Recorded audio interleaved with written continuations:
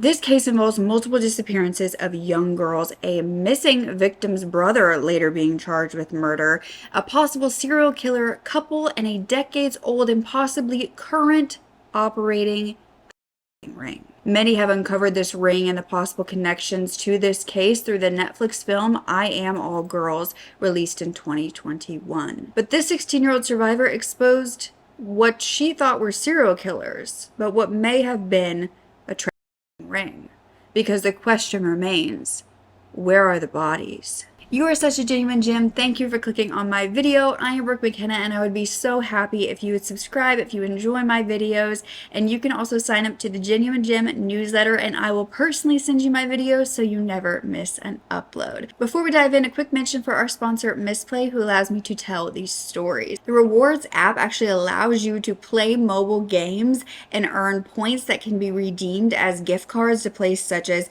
Uber Eats, Amazon, Visa. For the 4th of July, they are holding a sweepstakes for a chance to earn a year's worth of free groceries. There are all different kinds of mobile games that you can play, from puzzle, word, adventure, and so many more. It is available on Android and iOS, and as of right now, holding a sweepstakes for a chance to earn a year's worth of free groceries. That's a $20,000 cash giveaway to one lucky user starting July 4th through the July 17th.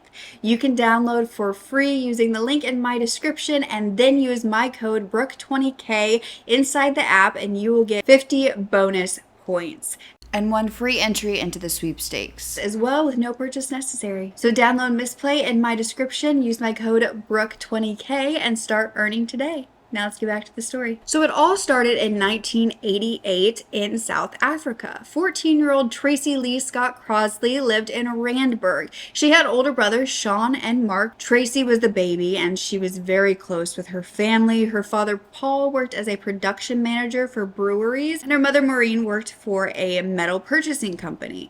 But at this point, when she was 14, her parents had actually divorced after being on and off again for several years. By this point, Maureen was also engaged to another man. But on July 30th, when Tracy was 14 years old, she hadn't been feeling well, so she actually was taken to the doctor that Saturday. By Monday, August 1st, her mom kept her home from school from 8th grade due to her illness and just her recovery period. When her mother asked if Tracy wanted to go to work with her, Tracy said that she didn't, but that she would stay home and then later walk to the Crestus shopping center, the mall nearby. Before leaving, Tracy would ask her second oldest brother, Mark, if he would walk with her to this mall. However, Mark would tell her he had other things to do and that he couldn't. This would haunt him forever, some say to the point of murder, which we will be diving into later in this video, because this isn't the last we will hear about the Scott Crossley family. But 14-year-old Tracy was on that walk when she vanished and was never seen again. She was believed to have been lured into a vehicle of an unknown person. A search began, but no trace of Tracy was found. Inside the home, where everything was locked when her mother got home, was half-eaten chocolate and Tracy's open biology book where she was doing homework. A witness claimed they saw her at the mall climbing into a yellow Volkswagen Beetle at 4 p.m. with a man and a woman inside. Now, a PI did get involved, and they would find that a yellow Volkswagen was seen at the mall at this time. However, that is where the clues stopped. While still searching for Tracy, 4 months later, in December of 1988, 12-year-old Fiona Harvey would vanish. This was actually 6 hours away from where Tracy was last seen in Pietermaritzburg. She was walking to the shop to buy milk for her mom when it was believed she was abducted. Witnesses saw what they claimed to be a white pickup truck with a building contracting logo on it and roof racks at the top of the canopy. They saw this truck in their neighborhood and they had never seen it prior to that. Now, another young girl living in this same area named Estelle Hundley would later claim that she was actually waiting for the bus after shopping in town when a man drove up in a white pickup truck and asked her to get in and take a ride with him. She described this truck as having a small ladder latched to the roof, and the man was wearing white overalls and a red cap. Now, she had been told by her husband to never get into a car, and so she refused. But he tried again another day, and she ended up having to tell him she was waiting for a friend on the bus because this man was so persistent. After months of searching, Fiona Harvey was not found, and Estelle believed that she escaped the same fate. But in the same area, another girl was said to have survived abduction in the area of Peter Maritzburg a year prior to this in 1987. This was a woman named Jolene Makenna who told the witness that she was abducted outside of the Royal Showgrounds. She was only 12 years old at that time, walking into town, and a man in his 20s driving a white Toyota Corolla appeared next to her. She said he was white, tall, slim, and very neat and well dressed. She was meant to meet her mother, which is where she was walking after she had finished sports at her school. But he stopped her on her way across the bridge and stated that a little girl had just been killed there, and basically was luring her into his vehicle. She thought this man was an officer at first, and so he offered to drop her off, and she got into the car. However, he started going in a different direction than where her mother was located, and she started looking around and panicking, and that's when he punched her in the stomach. She knew that she was in trouble. She decided to stay very calm and do what she was told. He asked her inappropriate, very personal questions, and then started to essay her. While he was driving, he forced her to lay across his lap. As they turned on an off-ramp, Jolene flung open the door, knowing they were going between 80 and 100 kilometers, and tried to jump out. However, he grabbed her jersey and pulled her back. She started kicking and screaming, and eventually he let go, and she flung out of the car and started rolling onto the pavement. Jolene only remembered snippets from this point, but she remembered that she stopped rolling. She got up, she ran to a nearby store, and this is where an elderly woman called for the police. Jolene said that all the nerves in her left arm were torn due to this man pulling her back into the car so aggressively that it ultimately paralyzed her arm. Later in life, she would actually have to have this amputated. But police never found this man when she reported it back then, and she then believed she saw him again a few months later. Jolene would say that she was once again walking to her mother's work. She was looking down when she saw a pair of neat, clean brown shoes walking in front of her. She recognized these as belonging to her kidnapper, and she looked up to see him staring right at her. Jolene didn't run. She, in fact, put her head back down and slowly walked past him. And he did not go after her for whatever reason. But after the disappearance of Fiona Harvey a year later, she realized that the same man could have taken Fiona and wasn't able to get away. Then on June 7th of 1989, 6 months after Fiona's disappearance, a third girl would disappear. This was 12-year-old Joan Horn from Pretoria. This was only 40 minutes from Randburg, where the first victim vanished, and 6.5 hours from where the second victim would vanish, and the two escaped. Now, Joan was walking home from a local shop with some friends when a woman called her from the inside of a white pickup truck. Joan then went to talk to her, went back to her friends, and told them to tell her sister that this woman offered her money in exchange for getting in the vehicle, giving her directions to a certain center, and she was going to do so to earn some money. However, when she got in, she never returned home. Only a month after that, in July of 1989, 16-year-old Janet Delport would disappear from Durban. This was about 7 hours from the third victim, and she would actually be found wandering, looking distressed but unharmed. She claimed to have been abducted in the shopping mall by a blonde woman. She became yet another survivor of what the investigators and the public alike feared to be a serial killer. 2 months after that, on September 22nd of 1989, two friends vanished. This was 11 and 12-year-old Odette Boucher and Mari Wapenaar. They were from Kempton Park, and they were walking to Odette's house to swim, but they never made it. And in fact, a day later, 2 letters were sent to their parents claiming they had run away to Durban with some boys. Investigators believe that this was actually written under duress. Odette's sister, Natasha, began to have dreams of Odette calling out, "Please, someone, please come and get me. Please save me." Natasha actually developed diabetes after this disappearance, and she believes that the shock of her sister's disappearance caused that. 2 months later, 13-year-old Yolanda Wessels vanished on November 3rd of 1989. Not much was known about her disappearance. There was a suspected reason why this was that would come out later, but much sooner than anyone realized. Again, 2 months later, this appeared to be a pattern from the MO. Another girl vanished. This was January 1990 when 16-year-old Joan Booysen was taken from Pretoria.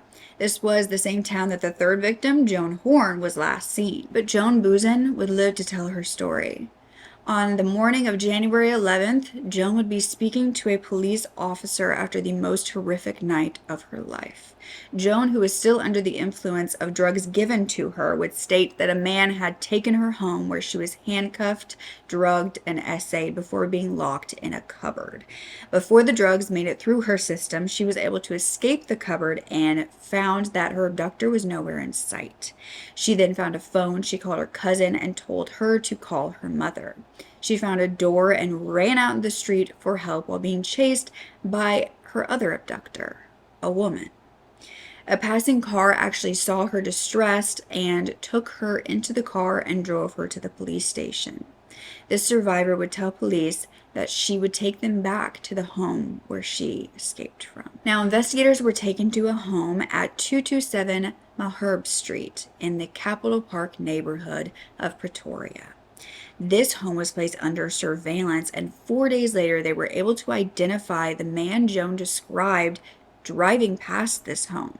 He was driving a white Ford pickup, a match to the abduction of Fiona Harvey and Joan Horn and survivor Estee Hundley herself. They identified this man as 52-year-old Cornelius Gert van Rooyen, who was married at the time to a woman named Joey Haarhoff. This was not his first marriage. From a young age, Gert was said to get in a lot of trouble. He was sent to reform school after theft. He allegedly stole a car to visit his dying mother, but 6 years later, he was stealing clothes. But Gert's first marriage was actually to a woman named Odette. They ended up having 6 children, 3 boys and 3 girls together. Gert was working at a construction business with his brothers, and by 1983, Gert and Odette divorced. But 5 years later, in 1988, the same year as the abduction started, Gert began dating a woman named Francina Joanna Haarhoff, who went by Joey. They often went on vacations together to the KwaZulu-Natal coast. Joey was actually a widowed mother of 3 boys at this time. Those who knew her said she was a hardworking single mother who was an accounts clerk. She was said to be attractive. She could get any man that she wanted, but they weren't quite sure why she chose Gert, who was much older than her. They both lived in Pretoria together, and while having 9 grown children between them, they applied to be foster parents. Joey would call Children's Home requesting to bring home children for the holidays and the weekends. And in 1989, the same time that these abductions were occurring, a 14-year-old girl actually spent the holidays with Gert and Joey. Now, while they were being watched by investigators as suspects of the abduction of at least one girl, a truck arrived at the home and Gert and Joey were inside. They saw that the police were waiting for them, and suddenly they backed out of their driveway and sped away. The police chased after them, and while they were going over the Appies River Bridge, police shot out their back tires and they came to a stop. Investigators believed they had them trapped. They slowly went up to this car, but they didn't account for another way out of culpability: death. Officers would claim that they had seen Joey put her hands up in the car as though she was giving up, but then a gunshot rang out. Officers ran to the vehicle, tried to open the door, but found it locked. Gert was looking them in the eyes as he then pulled the trigger again, this time to himself. They died instantly, with no answers ever given about what they did or didn't do. It turned out that this couple had been requesting to be foster parents, but they were actually denied because back in 1979, while still married to his first wife, Odette, Gert was arrested for abducting 2 girls who were 10 and 13, taking them to a dam near Pretoria, punching them in the face, ordering them to remove their clothing and essaying both of them. He then released them the following day and they went to the police. He was sentenced to 4 years, serving 3 of those before he was released again. But a psychiatrist had diagnosed him as a pathological liar and a psychopathic personality. A year later is when that divorce would occur. And then when he got together with Joey, her son stated that her personality changed dramatically. As investigators searched this home where Gert and Joey lived to try to find any evidence, since they weren't going to be able to question this couple, they realized that the sheer amount of evidence in this home could be horrifying. The home was described as a semi-fortress with a security gate and parking always in the enclosed car park. This is when missing girl Odette Bauer's home address and phone number were found written on a piece of paper hidden under the carpet in the garage, as well as her class captain's badge and her yellow bag. Her friend missing Anne Marie's address and home keys, as well as envelopes and paper identical to the ones that their parents had been sent, were also located. The garden and swimming pool were excavated, but no bodies were located. With Tracy, the first missing girl, there appeared to be no evidence or even witness statements linking this couple to her. However, with the second missing girl, Fiona, the witnesses' descriptions of the white pickup truck matched Gert's. Same with the third missing girl, Joan Horn. With evidence found in the home, he appeared to be linked to the fourth and the fifth missing girls, Odette and Anne Marie's abductions as well. As far as the sixth missing girl, Yolanda, the one we have the least information about, well, it was found that she was actually Joey Haarhoff's niece. And of course, survivor Joan Booysen gave them descriptions which linked her abduction to Gert and Joey, though there were no bodies, no confessions, and no forensic evidence. Investigators believed that this alleged serial killer's couple's MO was to look for a suitable victim in public between the ages of 11 and 12 and blonde, as well as white. Joey would actually wear a wig, connect with this victim, and get them to go with her. It's unknown if Joey was part of the possible SA and the possible murder, but it is believed that Gert would essay and murder them. However, there was a lot of speculation around this murder due to the fact that there was a lack of forensic evidence and bodies. Joey was found to have called her sister the day the survivor escaped and told her that she had done something bad, something that would have her hanged. She was telling her sister that she could not contact Gert, that they had kidnapped a girl and she had escaped. Now, her sister was the one with a missing daughter, Yolanda, who immediately asked if she had anything to do with Yolanda's disappearance, and Joey didn't answer. Joey also called her daughter Amor and told her they had kidnapped a policeman's child to extort money from him. Her daughter told her to go to the police, but Joey refused. This was right after the survivor escaped and they went on the run for those 4 days before returning home to the police chase. Now, there was a rumor that during those 4 days that Gert and Joey were on the run, they were actually chased by police in Hilton, where they often vacationed, and they ended up being pulled over. They got a speeding ticket, but the cop allegedly found a blanket in the back of the pickup truck where there were 2 young girls underneath. Some speculated this was Odette and Anne Marie, but nothing was ever confirmed. While investigators and family members were desperate for answers and for their missing daughters, Gert's son, Flippie, would announce to investigators that these girls were killed as part of satanic rituals and that their bodies had been burnt with acid or that they were taken to the Middle East. He stated that 3 former National Party ministers were involved in a child smuggling network with his father that involved selling girls for cash. He said he went up with his father to meet with some friends, and when he saw who those friends were, these 3 National Party members, Flippie said he didn't want anything to do with children. Gert told his son that he and Joey had already kidnapped more than 40 children, and if they tried to withdraw themselves, it would mean death. Again, all alleged. Witnesses who knew Gert, though, said that he made no secret of the fact that he was attracted to young girls with blonde hair and blue eyes. A domestic worker said that he threatened to withhold payments unless she brought him young girls from the township. He would tell them about his sexual activities with young girls as young as 5. They all thought he was joking. In June of 1990, 5 months after the murder-suicide of Gert and Joey, a note was found in a book at the Fabric Library in Midrand. This was only 21 minutes from Pretoria, where Gert and Joey lived. This note stated, "I am Anne-Marie. My friend and I are with our kidnappers at redacted address. My friend has tried to phone but was cut off." Now, when this was revealed to the public, the library worker came forward stating that a little girl had come back to the library shortly before the note was discovered. She looked about 12 years old with short black hair and appeared to be very scared. The library worker even wondered why she was so scared.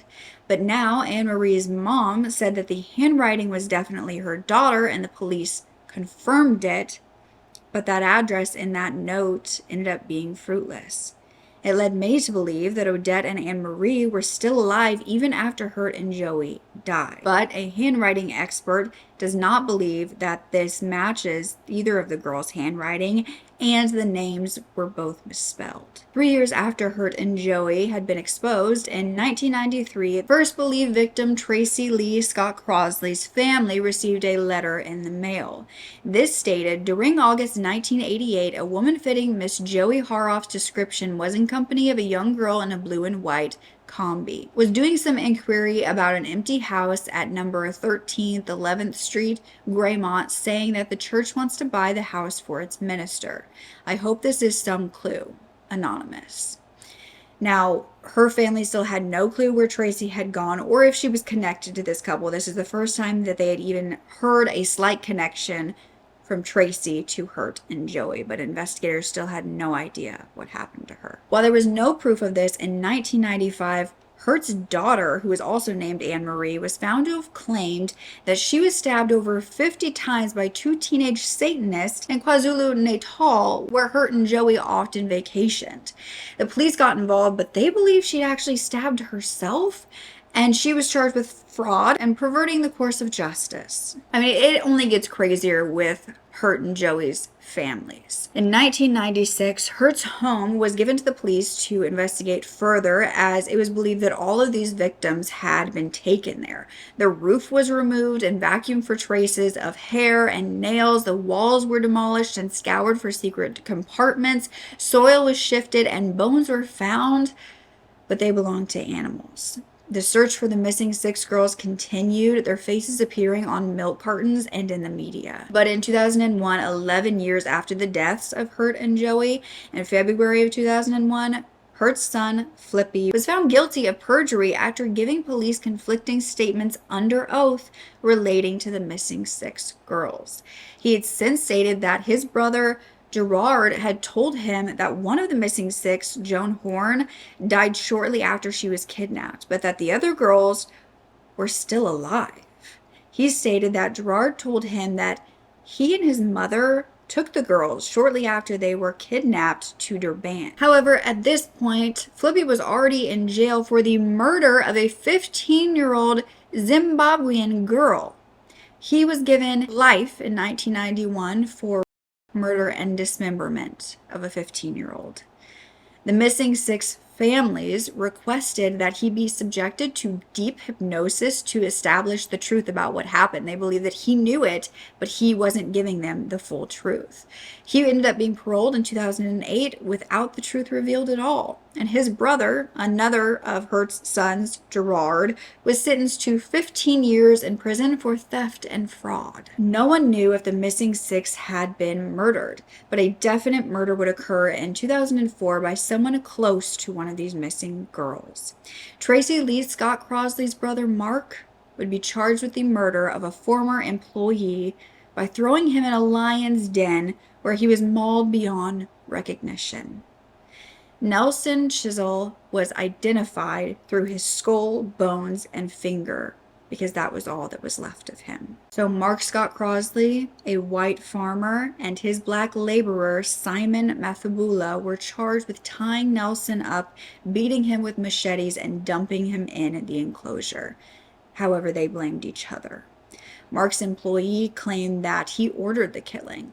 that this man, Nelson, had been fired over alleged theft. He came back to pack his belongings, and some claimed that he was actually still alive when he was thrown over the fence to the lions. During this trial against Mark, a pathologist would testify that the trauma of his sister's disappearance was ongoing. She said that people had come to the family even recently pretending to be Tracy, that this had a brutal influence on her brother's life, and that the whole family needed counseling. When the prosecution asked Mark if he was prepared to testify about the disappearance of his sister and how that affected him, they also said if he didn't, the court might ignore all reference to his sister.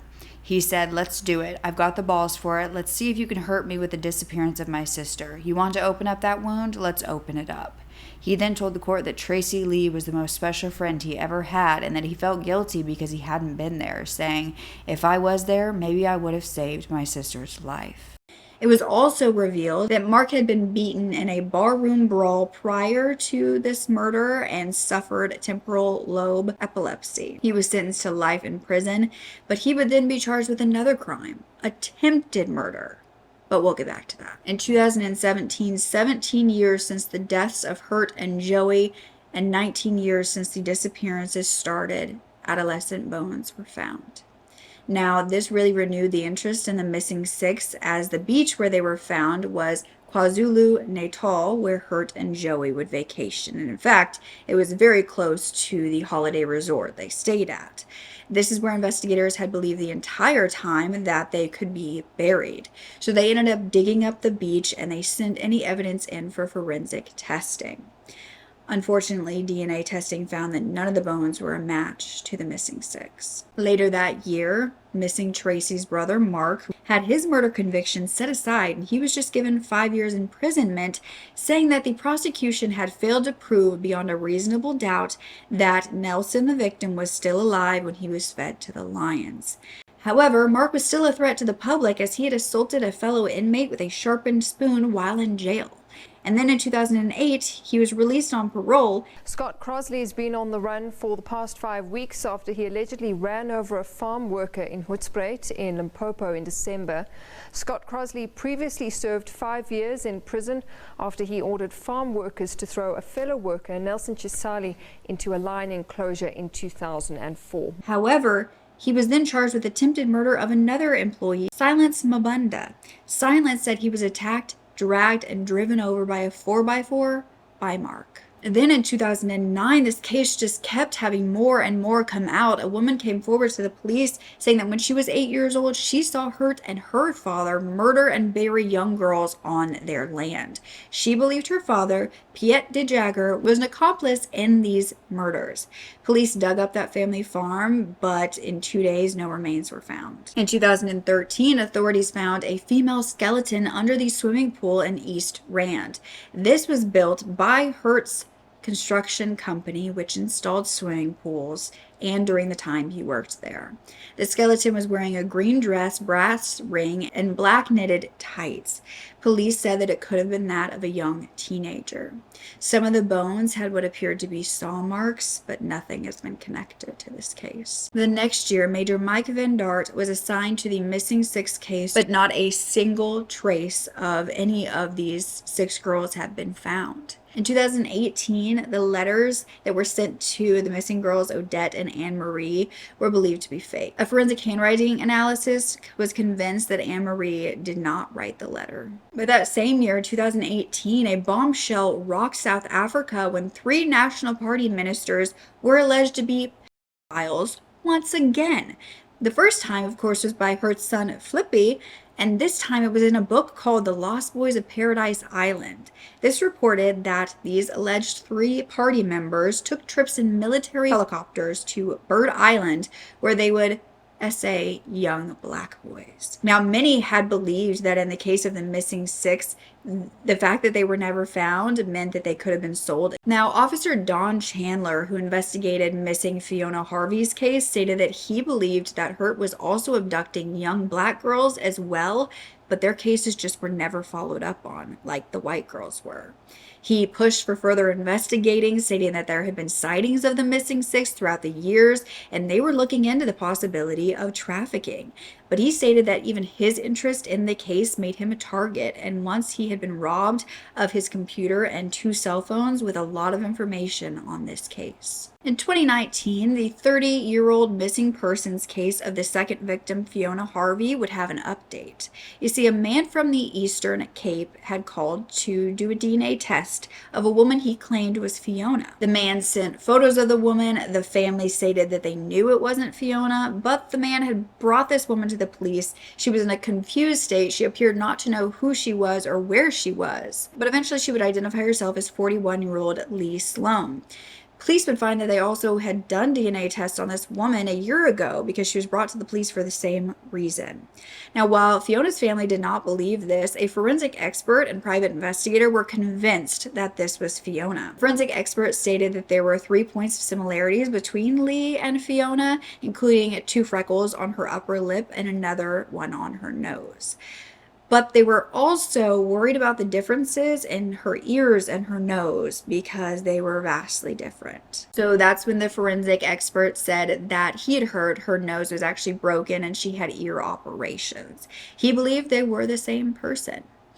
When this was revealed, Fiona's father said that she did not have the same eyes. He knew that that was not his daughter. But Lee gave her DNA to the police and said that she remembered walking hand in hand with a friendly man and woman who offered to buy her sweets, and then she woke up in a room shared with 5 other girls. She said she was essayed by a couple who burnt her hands and feet so badly that it was impossible to match her fingerprints. She said that Gert had released her one night driving many hours, and she thought they were going to kill her. She said that after being released, she hitchhiked with truckers and arrived back at her home where her family used to live, but it was empty. She then got help from what she called a street father before being sold, and so she believed that she was Fiona Harvey. But it was later found that this woman was actually 35-year-old Jacqueline Sloan, and her DNA test came back confirming she was not Fiona. Her brother came forward to say that she had a history of preying on people's sympathy for financial gain and that she often gets caught and then just disappears. That same year, a petition was created to get the Minister of Police to appoint a new investigating officer in this case. Gert's sons were not the only ones in the spotlight for the horror that they inflicted even after Gert and Joey were deceased. In 2022, Joey's son, 48-year-old Abraham, was found guilty of SA in New Zealand. He had SA'd a 12-year-old girl over 6 months, and he was sentenced to serving at least half of his 13-year sentence. This is when Joey's daughter, Amor, the one who told her that she should turn herself in before, of course, the chase occurred, she came forward with her story. Amor stated that her mother, Joey, physically, verbally, and emotionally battered her. She turned a blind eye when her own father would essay her. She said her mother manipulated and ruined her life for decades. She begs people to believe children, and she said that is why she was writing her story. Ek het my ma geken as 'n baie harde mens, wat toegelaat het dat ek mishandel word. Die beeld wat die media vir die publiek voorgehou het, is nie wie en wat ek geken het nie. As ek dink aan my kinderjare, die eerste gedagte wat by my opkom is die houe wat ek in die kot gekry het. En 'n mens is baie klein as jy in 'n kot lê, en die houe was nie net in die kot gewees nie. Later jare wat ek groter geword het en in 'n bed kon slaap. En dit was so erg gewees dat dit vir my gevoel het ek gaan dood as daai houe in my wind gekom het. Kyk, ek glo my ma het geweet daarvan. Ek twyfel nie vir 'n oomblik daaraan nie, want die eerste keer toe die storie uitgekom het, was toe my ouma dit gesien het, nadat hulle gery het, my ma het hulle huis toe gevat. En toe het my ouma teruggekom om iets te kom kry. Toe het sy gesien deur die kombuisvenster wat my pa doen. En toe het my ouma daaroor gepraat, en sy het met my ma gepraat, en het dit in die media toe nou die storie gebreek, dat dit jou ma en Gert van Rooyen is wat gesoek word, nadat 'n kind ontvoer is en ontsnap het. Hoe het jy daarvan te hore gekom? Amor stated that the day Gert and Joey were chased, she had a gut feeling something was wrong. Her and her husband arrived home and they found a broken window. And then they found Gert and her mother sleeping inside. After confessing to Amor and Amor telling Joey to go to the police, Gert and Joey left and then went on the run. When asked about what she believes happened to the 6 kidnapped girls, she stated, "I don't know, but if I look at my own life and everything I went through, I tend to think it's probably better if those children are dead." The survivor who was abducted prior to the missing 6, Joan Booysen, actually spoke out when the book The Lost Boys of Bird Island caught her eye. It triggered memories of her abduction that she hadn't remembered before. She believes she was abducted by a man linked to this decades-old trafficking ring. Jolene has since spoken out and spoken to some of the parents of the other victims. She wanted to bring them comfort. She met with Tracy's mom, and her mom actually asked if she could hug her because she hadn't gotten to hug her daughter in a long time. Jolene said, "I want people to know these are not horror stories. This is real. This story is ongoing. It didn't die with the 6 missing girls." It's been 37 years. The missing 6 have still not been found. And in 2021, I Am All Girls was released on Netflix, which is a mix of factual information and fiction. Detectives are tracking down members of this trafficking syndicate who are being murdered one by an unknown serial killer.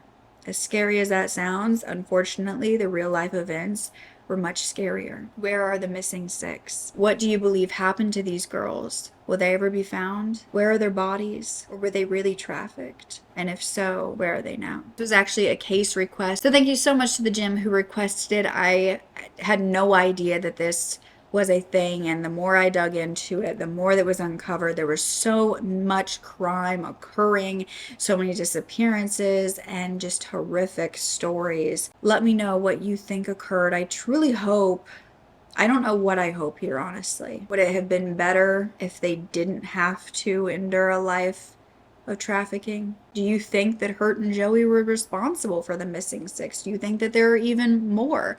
Like his son had said, 40 missing children that they were responsible for. There are still so many questions that remain, and we may never know the answers to them. I will leave a playlist down below if you want to do a true crime binge, and don't forget to speak up. Your voice is powerful enough, and I love you to absolute pieces. Okay, bye.